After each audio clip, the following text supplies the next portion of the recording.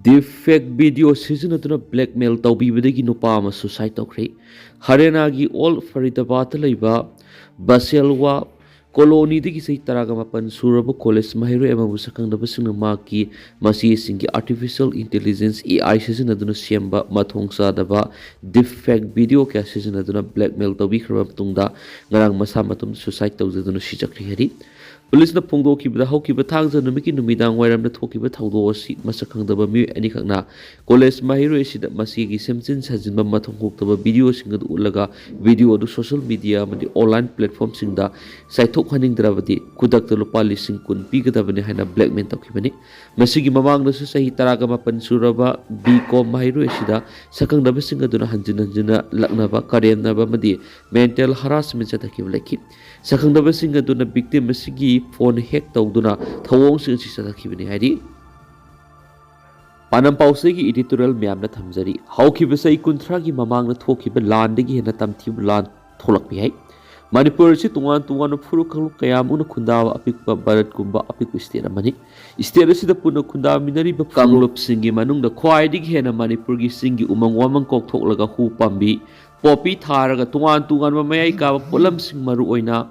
Brown sugar heroine number 4 sungba si Manipur nauna laklaga law mapug yong na tanbagi thong sa thaba Kuki Jog singni haibasi ngasigi state asida khunda minari ba tungan furu khanglu kayam una ikhang na khangna duna lairi asigumlaba miyoi bu khunai gi mayok thlaiba furu khangrup amani haiduna malem gi miyam na lakhokpa yarab Kuki singa sina lamdam asiki yellow fruit singda itatatana lepa leitana aran ba thong sa thaba lepta ban maram oiraga Manipur gi yellow fruit singna pena ba madi yaning da phungdok narakpagi pau kayamu state asigi mekei kyari gi tungan yellow fruit singi miyang gi maraktagi phungdok narakli habige nakala maromna ngasigi India lengak maru oina India gi prime minister aran ba pautam sinduna tungan bu role yaw ba sirol kayamu pisin ba leptaba furuk khanglup adusu Kuki singna oidi hebeda hamam ba thole khali aduga haukiba kumja English ngani ga kun go humdoi gi me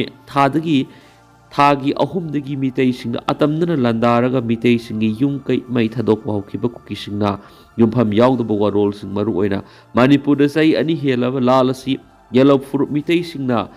hana horaklaga Kuki singbu miyot minei sa thai habigi sirol India gi PM da pishin bigi thawong singa si phawba leptabigi mami sauna tari habisu ngasigi lamdam sigi tuan ba kang furup kanglup kayam una ikhangna khangnaram gani khali asigumlaba Machin thibada halengdraba Kuki singa sigi militant singna aran ba propaganda ga sandoklaga makhoi goeba tongan ba Manipur gi separate administration ama phangna ba honariba sina maram oiraga state asida tangdu laita daba phibam amada makhatana lainabagi asoba maram oirakpa asimakti Manipur gi oina yamna lebuk thibani amaromdana ngasigi India lenga ka susatnariba Kuki militant singi designated camp singi yellow fruit singi lam thambidana ba hairaba sumakhatana yellow fruit singi lairi singda thamjin badagi illegal immigrant underground militant singna yellow fruit singi san iroi hameng yauna atai yumna yokpa sa sing huran bamadi namduna hatuna sabigi thong satharakgi pau kayam tar ba matam sida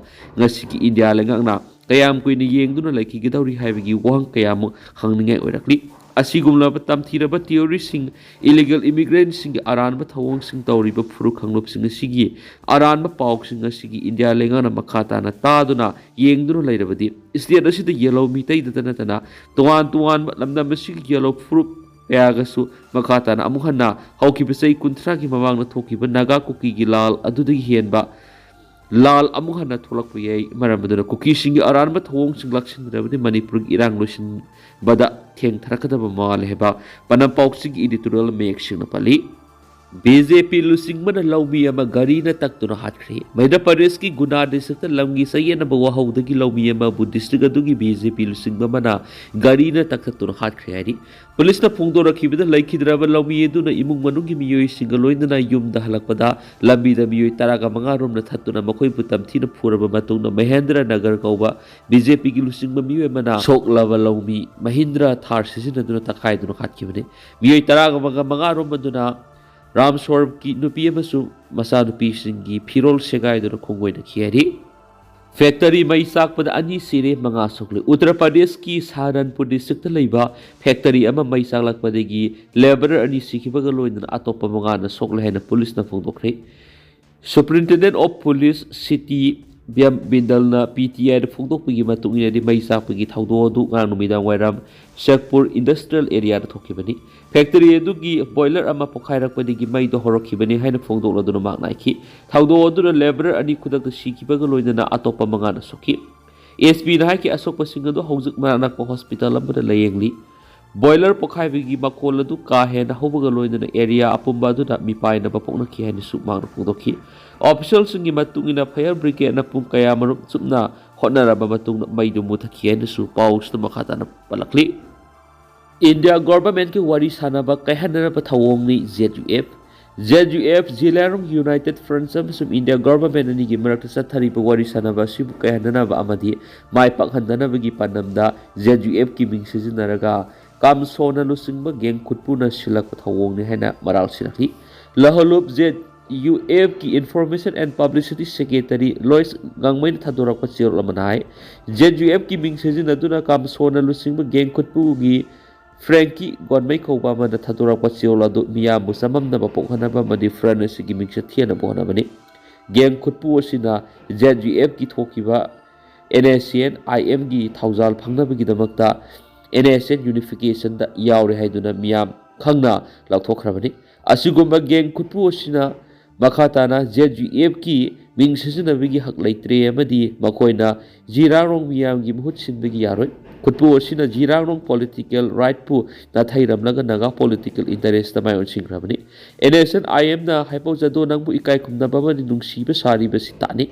IM ना जिरारोंग लुसिंगबा यावना मी कया महातुना जिरारोंग Miyagi political गेबा अपामदु नमसिन्दुना लाखली मरमदुना IM मखातना जिरारोंग मियामगी अपाम अमदि sentiment सनरिबसि लेपकदबने हाइदि जिरारोंग political issue की मतंगना ZUF अमदि India government अनि की मरक सथरकली बगोरी सनाबसि माइ पाकना संगसिलकली मसिबु याइखाइ थिंखाइबा पीनबा पानमदा थवोंग सथरकपनि वारी सनाबसि की मथंगी round थासगी कुनगमापन new Delhi दा ZUF की chairman जेनसुई कमैन लुसिंगुन सथरगनि मरमदुना जिरारोंग अमदि मसिगा नकनबा फुरुपसिंगना जिरारोंग political issue सिबु माइ पाकना वरुसन मपुरप ngamnaba miyamna thongni biyu amadi mateng pang biyu haina sirol sina sumakhatana apil torakli manipur gi lut tawkhiba khulai mikhal pangthong liba bihar yoram gadra haina mi painari